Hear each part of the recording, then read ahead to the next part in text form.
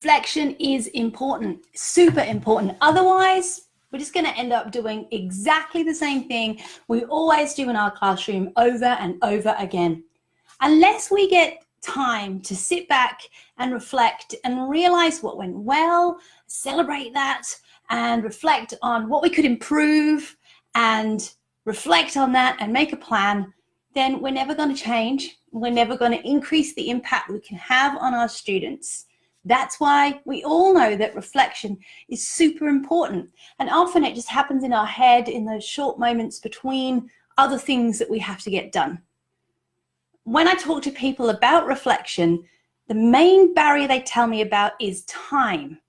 We constantly, as educators, feel like we do not have any more time. We are time poor. When we do find time and we make it a priority, then we get defeated by the fact that we're trying to work out what on earth to reflect on.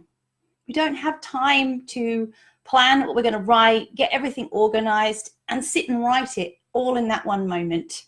And that's why in this week's podcast, I break all that down and work through that with you. Hi, welcome to this week's live. My name is Selena Woodward. I am the CEO of Edufolios. I'm a lecturer, an English and drama teacher, and a big time reflectionist. If you listen to the podcast, you already know that. You also know maybe that Edufolios is my baby. I made it for myself once when I was getting super frustrated by all the admin and all that paperwork I had to do. I came up with it.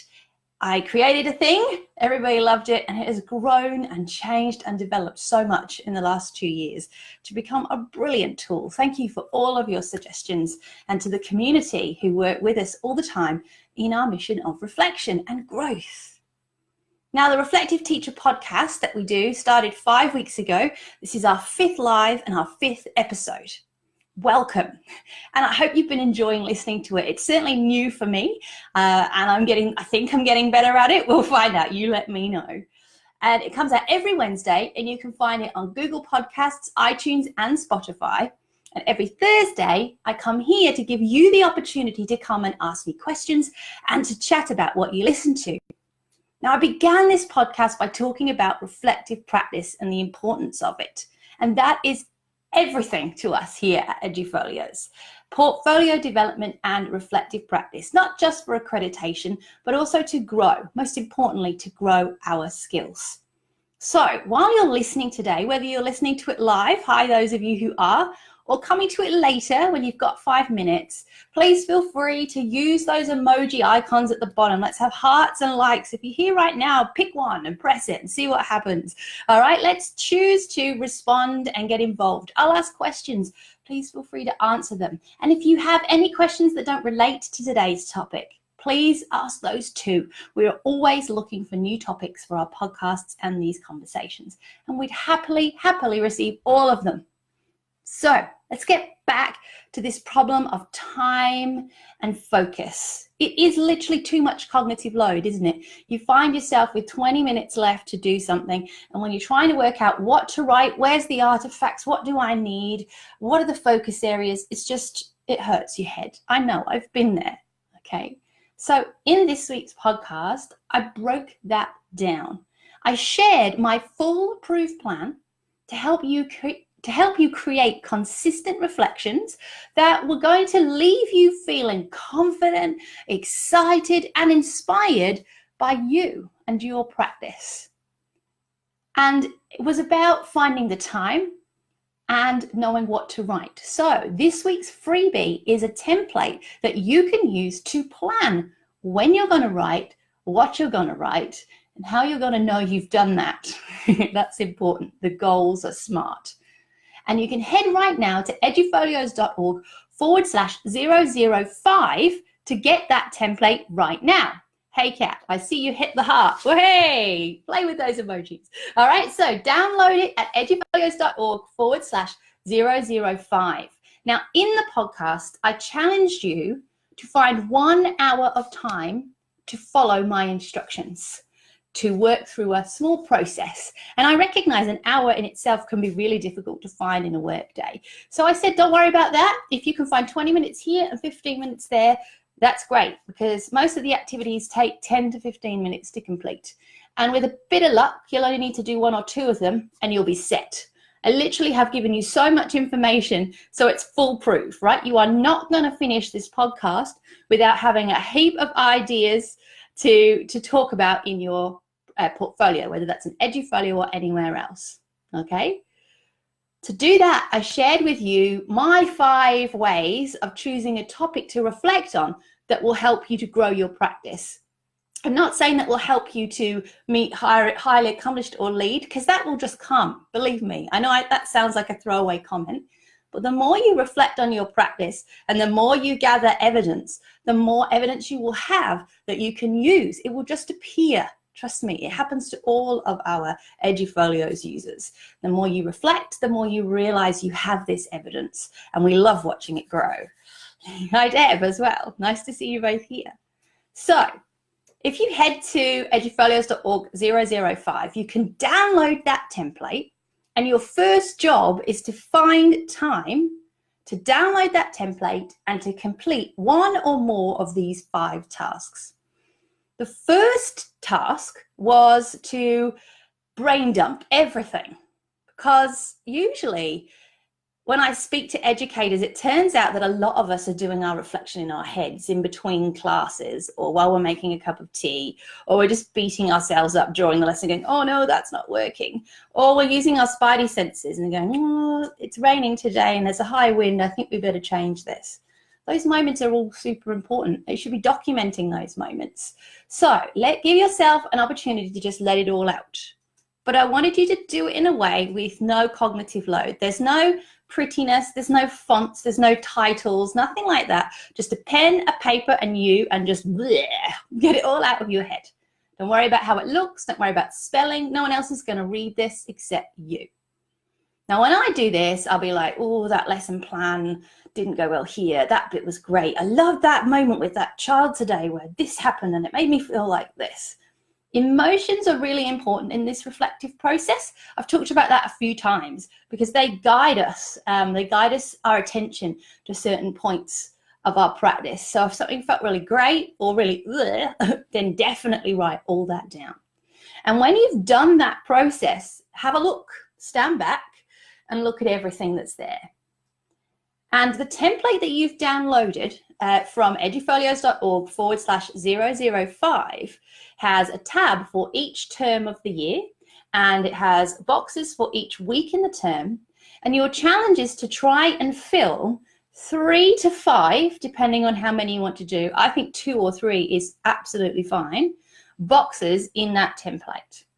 So if you've written 6 things down, you only need to pick 2 or 3, and you need to write those in one of the boxes. It's as simple as that. Easy, right? Did anybody, so Kat and Deborah, did you, and anyone else who's listening, did you have a go at this already? Tell me, did you have a go at this brain dump, or have you got some ideas already about how many things you might actually have to write down? I'm going to have a sip of water while I let you write back.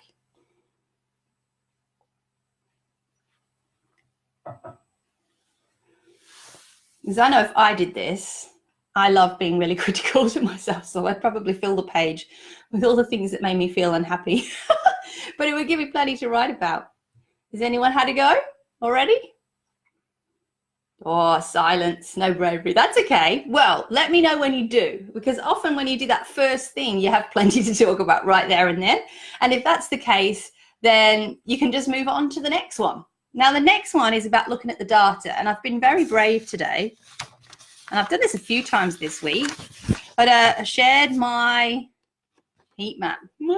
So this is off my Edufolios. The second thing that we talked about was looking at the data. Now, if you don't have an Edufolio, then I'm afraid I can't help you with this, but if you do, huzzah, you will have all the data that you need. So this is my heat map, and it tells me from the evidence that I've entered what my strengths are and what my weaknesses are.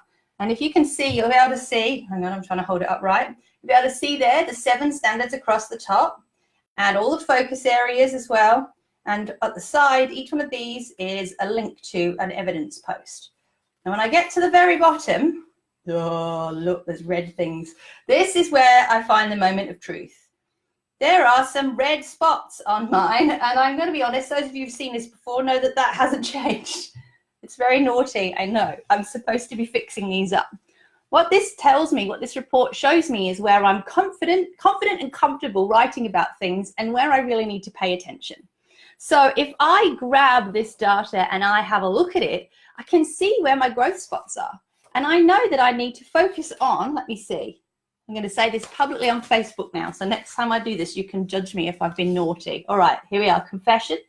3.7, 6.1, and 7.3 are the ones that I need to get sorted in the next few weeks. I told you, last week I told you I was going to fail publicly. Well, here you are. 3.7, 3.7, 6.1, and 7.3 are the ones that I have to focus on. Okay, so use your data now. If you don't have an Edufolio, but you have another way of doing that, then that's great. The data might be a prac report from your last prac. It might be an observation that you've had recently from a colleague. Those are valid pieces of data too. But your heat map is definitely, for me, the easiest way to find out. So I need to go to my standards guide. I need to go and look at 3.7 here.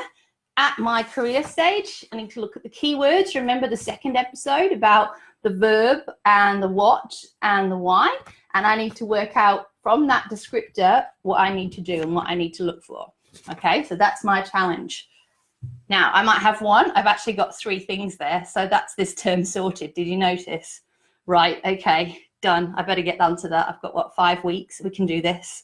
Right, 3 posts in 5 weeks. And no more talking about, I think, one of these has got 13 pieces of evidence for one focus area. I would say that's probably one of my favorites. So yes, I'm learning here from my data, right? So that's my heat maps. Now, if you have no idea what the heat map is or how that works, then again, head to edufolios.org/005. Right down the bottom, you'll find a link that will explain how to get that and what that does, which is always very helpful. All right, now I've already done that. Look, in those 2 ideas, I've filled my calendar for this term. Let's be clever. Let's do next term. Hey, let's go to term 2. I've got some more slots to fill in there. So my next one is to find inspiration elsewhere. And I'm glad that Kat is here because she messaged me this morning because she didn't realize she was going to be the star of this week's podcast because I mentioned her. Just because she's a great example. Thank you, Kat, for all your fabulousness in your Edufolio. And she's an inspiration, right? And there are lots and lots of Edufolio's users who are an inspiration. It's just that Kat and Julia and those I mentioned in the podcast have given me permission to tell you about them, all right? But it is always a wise idea to read about other teachers' practices, other teachers' learnings. You will get so much out of that. I've just realized that my scroll bar isn't down, so you might well have been talking to me and I couldn't even see it. Oh, Kat hadn't done her homework anyway. Yeah, all right, that's okay then. So go and have a look at other people's portfolios and go and see what they've been doing. Now, some people will go, that's cheating. Aren't I stealing other people's ideas? Look, I'm not telling you to go to Kat's and copy and paste what she wrote and shove it in yours. That isn't going to work because every teacher has their own context, their own teaching style. It's just not going to work. It's going to look really bad and it is not the way to go. I don't really feel I need to explain that to you because you're all intelligent, wonderful, ethical humans. Am I right? Yeah, I thought so. Okay, but what you can do is read a post on someone else's Edufolio and go, that was cool. Maybe I could use that with my year 4s or my year 9s, and then go and try it. Write a post about what inspired you in that post that you just read. And what your plans are for that information. Now, the great thing about that is you're probably going to be able to write more than one post because you'll write one about what inspired you and what your plans are. Then you're going to go away and plan it and do it. So that could be 2 more posts, one with your plan where you explain what you're going to do and one with after you've delivered it and what the impact was. So that's 3 more posts just by being inspired by Kat. Thanks, Kat. All right, or whoever else is Edufolio or ePortfolio you get to look at. If you don't have an Edufolio, it doesn't matter. You can go and read the example Edufolios. They're still there to inspire you. Okay, but obviously we think you should come and join us and grab an Edufolio too. So go find inspiration elsewhere. Have any of you had a look at other people's portfolios and got any ideas from them? I'm just going to scroll down on my screen here so I can see if you answer me. So anybody had a look at other people's portfolios and stolen an idea? Stealing ideas and doing them better, that's my definition of learning, you see. So that's good. Let's give you a minute. Give me a thumbs up if you've ever read somebody else's portfolio and thought, oh, that's cool, I'd like to try that.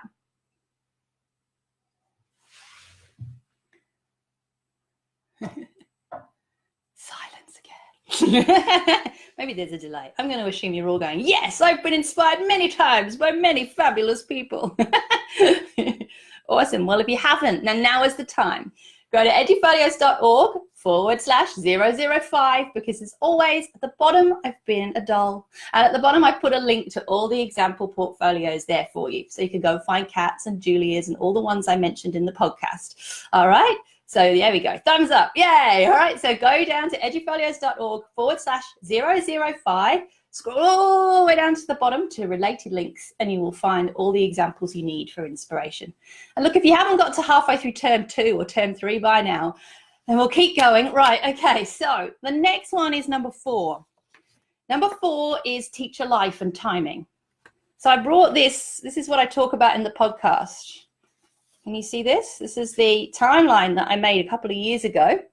It tells you vaguely what kinds of things are happening in a teacher's calendar, because there are some things that happen at particular times of the year, and they can inspire us to find a particular type of piece of evidence. Okay, so for example, in term 2, I've got transition days, open evening, nap plan, jobs rounds, a school camp, a school disco, report writing. Now, look, report writing, there's a post for one, nap plan and how that worked and getting your results and analysing them. There's another one. The school camp, definitely another post, maybe about building relationships. Can you see? So have a look at what's actually happening right now in your school and in your time.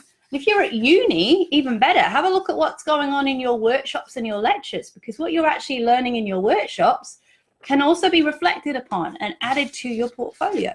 It's a brilliant idea. Do it. Look at the calendar and see what it tells you.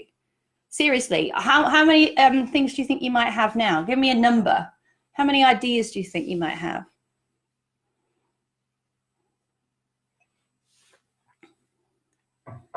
I like the fact that Matt's been encouraging Kat not to be scared. That's very nice. I can see that. Well, hopefully you've got lots, okay? You're filling in that grid. Don't forget, you can go and get that planner for reflection at edufolios.org/005. All right, last suggestion. And if you haven't got anything by now, then you need to email me. We're going to have a chat, because I don't know how that's possible. But my last suggestion is probably my favorite one. And it's go and have a coffee with a colleague. Hooray! Or a tea if you don't like coffee, a drink. Go and have something nice to drink with a colleague. Talk to them. Either talk to them if you're feeling brave and you have a good connection about you. Ask them what they've noticed about you. Ask them to come and watch a specific thing in your room if you're feeling comfortable to. Have a conversation about your practice. Or if you've noticed them doing something that's inspiring you, talk to them about that and get some ideas from them. One of two things will happen then. You will either find a new perspective that you can write about and put in your planner that you can then flesh out in a reflective post. So if they've said something to you like, I've really noticed that child X who you were struggling with is really into to you now, and I see you've built a great relationship there. Perhaps you hadn't realized that that's a really good opportunity to reflect on that, work out why that's happened, how that's happened, and get some credit for that against the focus areas. If they're talking to you about an awesome unit they did or an awesome lesson they had last week, and you think, oh, I'm going to ask if I can borrow that resource and I'm going to do it with my kids. Great. That's another example where we can write multiple posts. We can write one about the collegial conversation and what we've been inspired by, and then we can write another post with our plans, which will of course be modified to meet the specific pedagogical needs of the kids in our classroom. And then we can talk about how that went and gather evidence that shows the impact that those choices have had on our students. 3 posts again. Colleagues are full of amazing ideas. In fact, if I'm honest, husbands can be too. Like if I come home whinging about something, then sometimes Matt would be like, well, look, what about this? And what about this? And he gets your brain ticking. It could be a colleague, it could be a husband, it could be a kid, or whoever it is, someone. Have a chat about what you do all day and see if that can inspire you a little bit. So that was 5 tips. Now, on the podcast, which you can find, remember, on iTunes, Google, Spotify, and edufolios.org/005, I go into that in way more detail, and I give you a lot more ideas to flesh them out. But I'm sure that you can tell that by the time you've gone through those 5 steps and used the scaffold that I've given you, the planner I've given you, you will totally have a massive plan that is definitely going to help you feel confident about the time that you're spending. And if an hour going through that process feels hard and it feels too much, I want you to remember how much time you're going to save in the long run. Spending half an hour to an hour planning that out means that the next time you find a spare 15 minutes to write something down, you will spend the 15 minutes writing something down, not sitting there wondering what you're going to write or even what artifacts you need. Because on the planner, I actually tell you to make a note of the kinds of artifacts you might be looking for. And if you've got a plan for that, when you are teaching that lesson or you're aware you're working on that, you will be taking pictures of artifacts and gathering it. Okay? So that planner requires that you plan to the point where you set aside protected time to sit down for 20 minutes and write. And you spend 1 hour before that fleshing that out and planning when you're going to do that and what you're going to write about. And trust me, even if you do 2 or 3 reflections a term, you will soon find amazing benefits from going through this process. You will grow in confidence, I promise you. And not only that, if you start tagging it with focus areas and standards, you're also going to see what the standards can tell you about who you are as an educator. You're going to start getting some of these color-coded bits of data to keep helping you push that forward. And you're definitely going to understand your impact on your students. That's why you grow and you feel so much better about it. Okay, so I'm going to encourage you to share this video with your friends. I'm going to encourage you to go and grab the podcast for this week. And of course, go and grab those free resources that I've provided for you. This is episode 5. There are 4 others you can explore too. And each week here on this Facebook page, there are 4 Facebook Lives to go and have a look at as well. Make sure that if you have any questions, you feel free to ask them. I know that Matt has been monitoring the Facebook chat, so that's good, and I'm sure he'll let me know if anything comes up. If you're not watching this live, that's cool. Still comment, because if you have a question or an idea for a future podcast, let me know. I'm going to be making one, for example, for someone who's asked me, how do they reflect on the things they're reading and the PD they go to? They're not sure how to put that together to show evidence of anything. So we're going to talk about that in an upcoming podcast. Next week, I'm actually going to be addressing the 5 excuses or reasons that we might have for not doing this, for not making time to reflect. And we're going to talk about why those excuses should go out the window and a different way. We're going to reframe it. Okay, so next Wednesday's podcast is probably a little bit of tough talk if you need it. Okay, why is it that these excuses that we hear all the time are there, and how can we reframe them?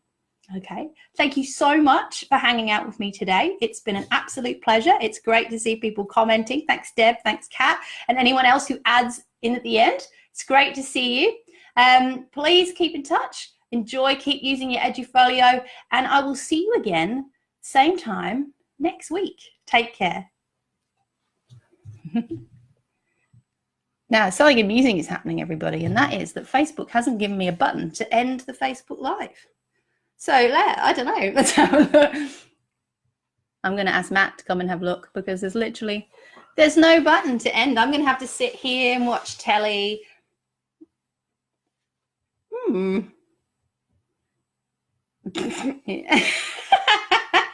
I love it when a plan comes together. I don't know what will happen if we just leave.